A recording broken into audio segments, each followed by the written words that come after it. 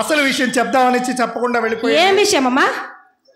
నాకు మతిమరుపు వచ్చేసింది. చూడు, మా అమ్మకు పెద్దదైందంటే అస్సలు నమ్మదు. చూడమ్మా, మన రొట్టె విరిగి నేతిలో పడిపోతుంది.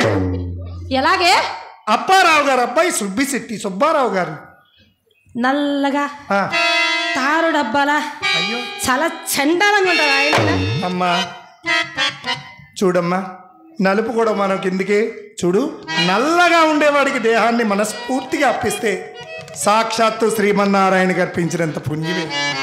అమ్మా, మొన్నంత మేజువాణిలో రవ్వంతరా అబ్బాయి 4-5 సార్లు తాళ్ళాడినాడట.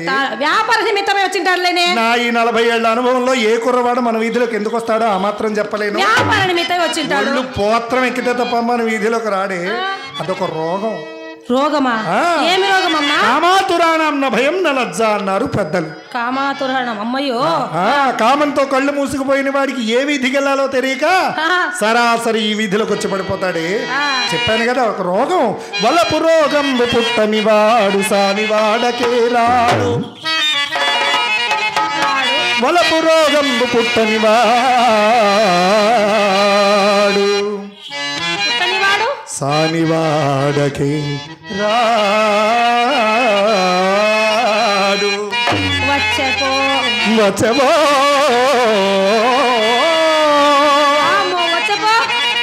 మన మాట కన్నెత్తి చూడడు. మన ఇంట ఎవడు చూచును వాడు మన ఇంట పంటకు వాడు సుమ్ము.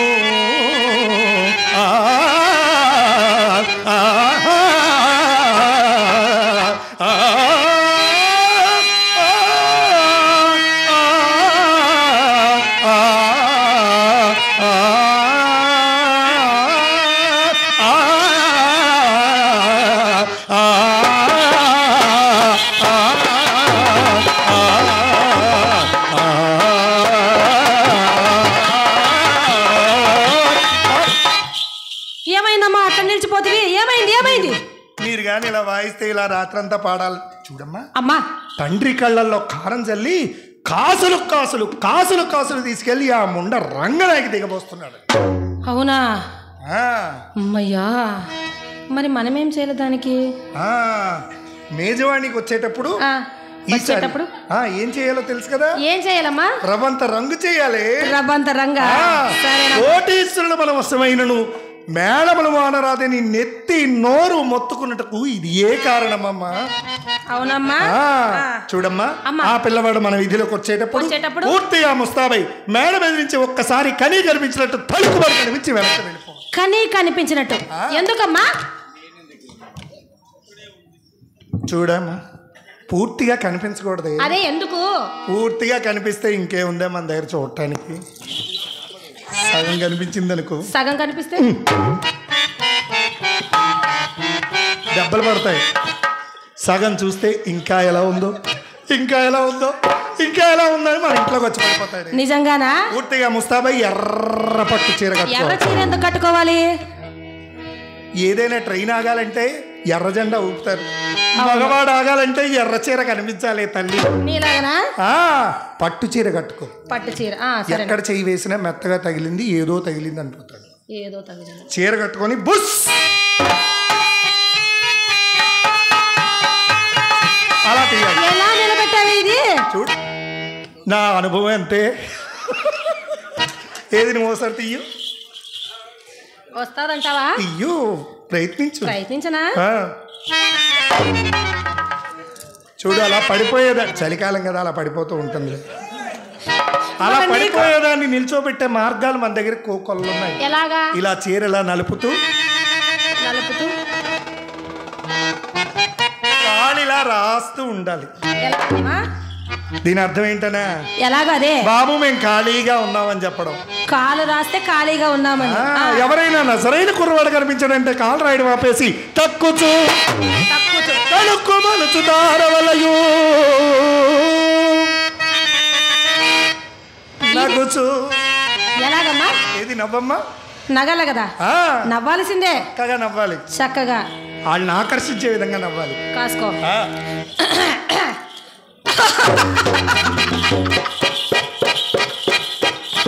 కోసి నీ నవ్వు బంగారంగా నువ్వు కాసుకో అన్నప్పుడే నాకు భయం వేసిందే. ఇలా నవ్వితే ఈ పిల్లకి పిచ్చుందని రావాల్సిన వాడు రావడం మళ్ళీ ఎలా నవ్వాలి? ముందు బాగా తడపాలి. ఏంటి? చూడు పెదాలు ఎలా తడపాలి. అలా తడిపి మీద పెదవితో కింద పెదవిని నొక్కి నగుచు వాల్చు పులడద నాటవలయు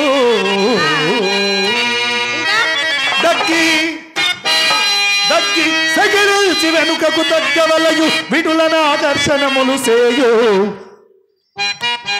అమ్మా విటులన ఆకర్షణములు సేయు కిటుకులు కిటుకులు ఇవి ఆ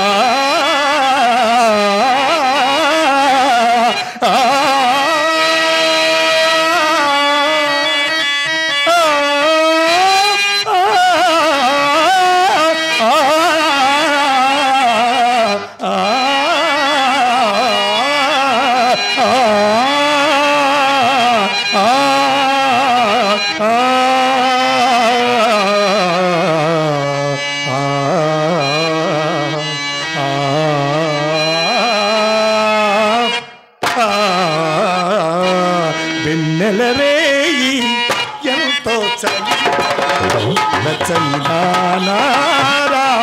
నాచి వెన్నెలరేయి.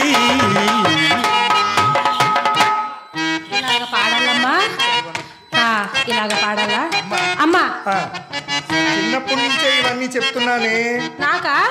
నాకెప్పుడు బోధపడలేదమ్మా. చూడమ్మా, చిన్నప్పటి నుంచి చెప్తున్నా, మళ్ళా మళ్ళా చెప్తూ ఉండాలి. ఎందుకంటే ఇదేమైనా హనుమాన్ చాలీసా ఏమిటి రోజు మనకి చెప్పుకోవడానికి? హనుమాన్ చాలీసా కూడా నీ మాదిరి ఇన్నిసార్లు పఠించరమ్మా. మన భక్తి గడుపుకోవచ్చని చిన్న ఆశ. అయినే అమ్మా నీకు మళ్ళీ ఏందో మర్చిపోయింది. నీకు చెల్లి ఉండాలి కదా? నాకు చెల్లి ఉండాలని ఇంతసేపు జ్ఞాపకం వచ్చింది. వచ్చిందే, గుర్తుండాలి. వెళ్ళొద్దే అంటే బజార్కి వెళ్తానని వెళ్ళింది. ఎక్కడ? నువ్వే కదమ్మా పంపించింది దాన్ని బజార్కి. బజార్కి పంపించకపోతే ఎలా తెలుస్తుంది? ఏంటి వచ్చిందే? అదో వచ్చిందమ్మా. వచ్చింది. నువ్వు వెళ్ళి దీపారాధన చేసుకుని రా. వెళ్ళు.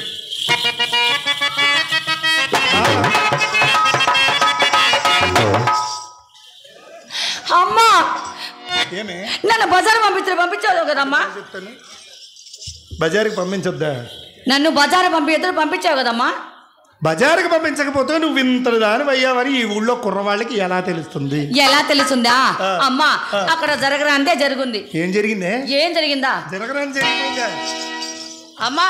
ఏం జరిగింది? చాలేవే, నీ ఆరాటం తప్ప ఇక్కడ ఏం లేదు. ఏ పోరాటం లేదు. ఏ పోరాటం లేదు అమ్మా. రమ్మలంటే అక్కుందా? రమ్యకృష్ణ నేనున్నానా?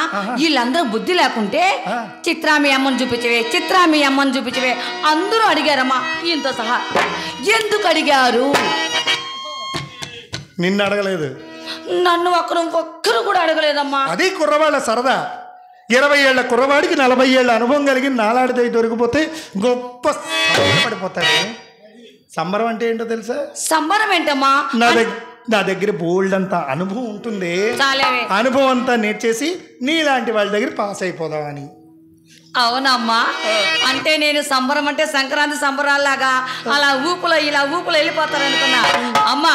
అయినా గాని నిన్ను మాట చెప్తానే, ఈ సంక్రాంతి సంబరాలలో నేను ప్రేమలో పడ్డానే.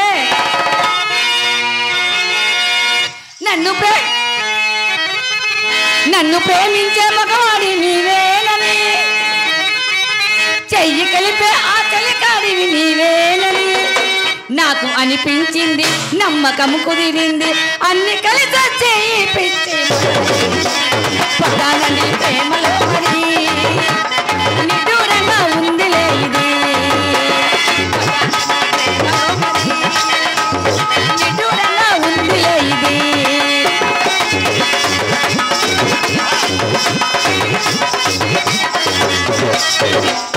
పడ్డానని ప్రేమలో మరి నిదూరంగా ఉందిలే ఇది.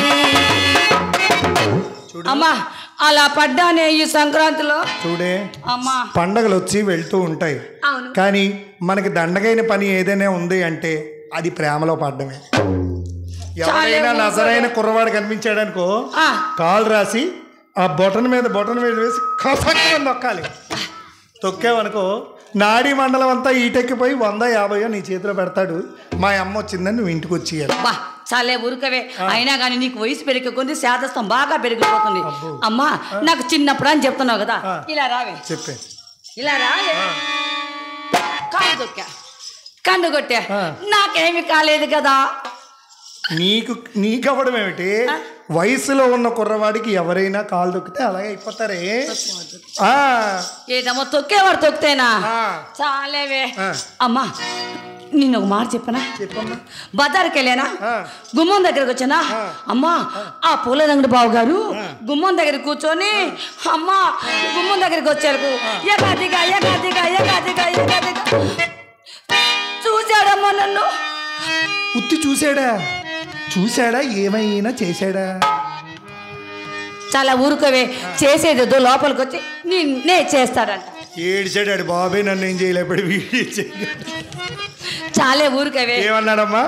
అమ్మా ఏమన్నాడంటే, అమ్మా చిత్ర మీ అక్క ఏం చేస్తుంది అడిగాడే. నువ్వేం చెప్పావమ్మా? చాలవే. నేను నీ కూతుర్ని కదా, బాగా చెప్పాను. ఏమని? బావగారు రండి కూర్చోండి, అక్క మేడ మీద అలంకరించుకుంటానని చెప్పాను. ఎన్ని తెలివితేటలే! నా ఎత్తుతో పాటు నా తెలివితేటలు కూడా నీకే వచ్చాయి. నేను నీ కూతుర్ని కదమ్మా. అక్క చూసావా, నా ఎత్తు వచ్చిందే కానీ నా తెలివితేటలు అస్సలు రాదు. ఉండి అక్కని పిలుస్తాను. అమ్మాయి అమ్మాయి అమ్మాయి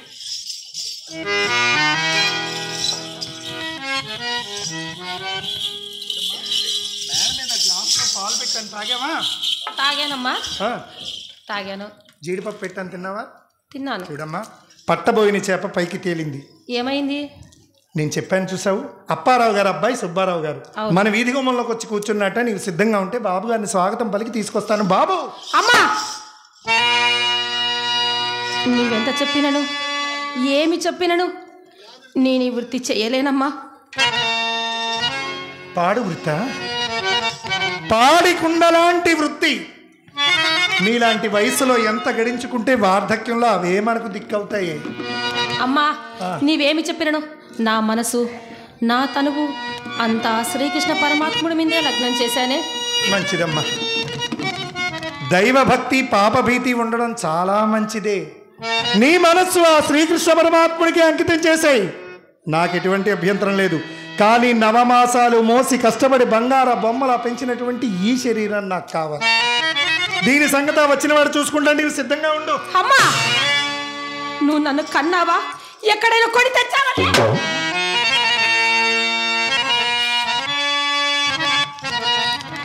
ఇంత వయస్సు వచ్చిన తర్వాత నేను నీ కన్న తల్లినా అని నీకు సందేహం? ఇది పాడు వృత్తని నేను మా అమ్మని అడగలేదు, మా అమ్మ వాళ్ళమ్మని అడగలేదు. పెద్దవాళ్ళెవ్వరికి కాని నాని పాడుతనం ఈ వృత్తిలో నీకేం కనిపించిందమ్మా? మన గురించి మన వృత్తి గురించి 2 విషయాలు చెప్తాను, విని అర్థం చేసుకోవడానికి ప్రయత్నించు. మనల్ని దేవదాసీలుగా భగవంతుడే పుట్టించాడా? లేదు తల్లి, లేదు.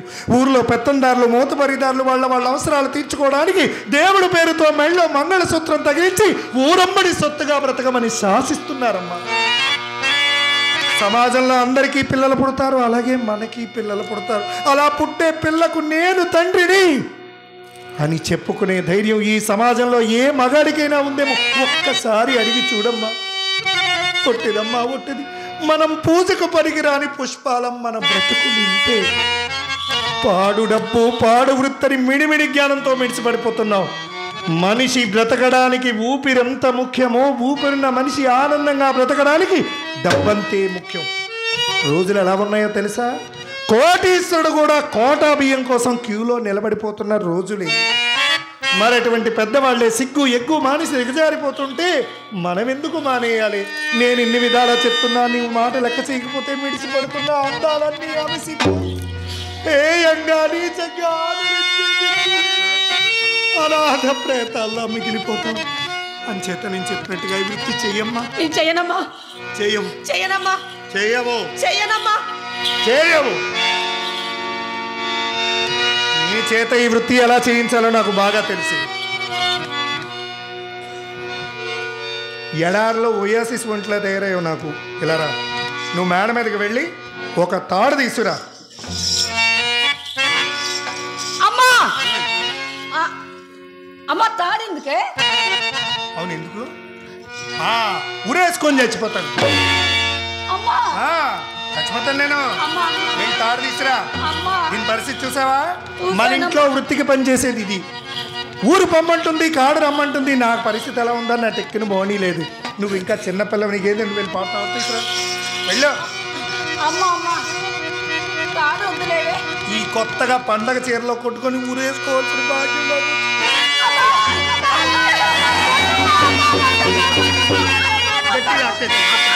అమ్మా వద్దమ్మా, గట్టి లాక్కే చచ్చిపోతాను. వద్దమ్మా, ఈ వృత్తి నేను చేస్తానమ్మా, నేను చేస్తానమ్మా. ఒప్పుకుందా? అమ్మా చూడమ్మా, నిన్ను కష్టపెట్టాలని కాదమ్మా, మన భుక్తి గడుపుకోవాలి కదమ్మా. మనకి పెన్షన్ రాదు కదమ్మా, అంచేత మన ఇల్లు గడవాలి. నువ్వు దైవారాధన చేసుకో అమ్మా. అమ్మా అమ్మా అమ్మా చాలే ఊరుకవే. మరి నీకు శాశ్వతం ఎక్కువైపోతుంది. అంత గట్టిగా ఊరు వేసుకుంటే నువ్వు చచ్చిపోతే నా గతి ఏం కావాలమ్మా? నేను నెమ్మదిగా వేసుకున్నాను, నువ్వే గట్టిగా లాగేసావు. నేను చచ్చిపోతానా? నేను చచ్చిపోతానని ఎవరు చెప్పారు? అమ్మా నువ్వే కదా గట్టిగా ఊరేసుకున్నావు కదే. నేనా? అమ్మా నువ్వేనే. చూడే, ఈ ఊర్లో ఎంతో మందిని చెప్పకుండా నేను ఎక్కడ చేస్తానే. అక్కను ఒప్పించడానికి అంతే. నువ్వు మేడ మీదకి వెళ్ళి ఆకు, ఒక్క, గంధం, చెక్క అన్ని సిద్ధం చేసి పక్క సిద్ధం చేయి. అమ్మా ఏమే? అమ్మా నువ్వే పనైనా చెప్పమ్మా, ఎక్కడికి వెళ్ళి మన ఎక్కుతా కానీ వెళ్ళి వచ్చేస్తామ్మా. అమ్మా నేను మటుకు పూలు తెస్తా, పళ్ళు తెస్తా, పాలు తెస్తా, పక్కల మాత్రమేనమ్మా. ఏమి? ఏమ్మా? అమ్మా మరి పంతులు గారు చిత్ర పక్కలేసేది అని విజయవాడ మొత్తం చెప్తున్నాడమ్మా. చూడమ్మా, పక్కలేసుకునే వాడికి ఉండే పరపతి ఇలా పనిచేసేవాళ్ళకి ఎవరికైనా ఉందా? అమ్మా అంతే గురుగారు, అంతే. నువ్వు పక్కలే వేస్తానమ్మా. మన పని మంది, వాళ్ళ పని మంది. బాబు సుబ్బారావు గారు,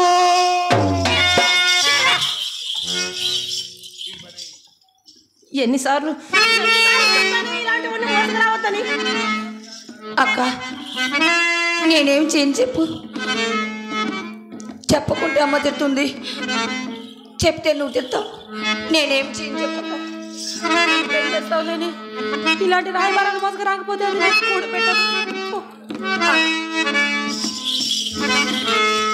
చీచి, ఏమి వృత్తి ఇది?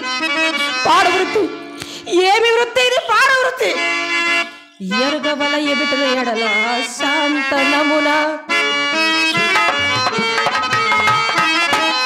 సంబింపబలయునాన్ని ఏహమెల్లా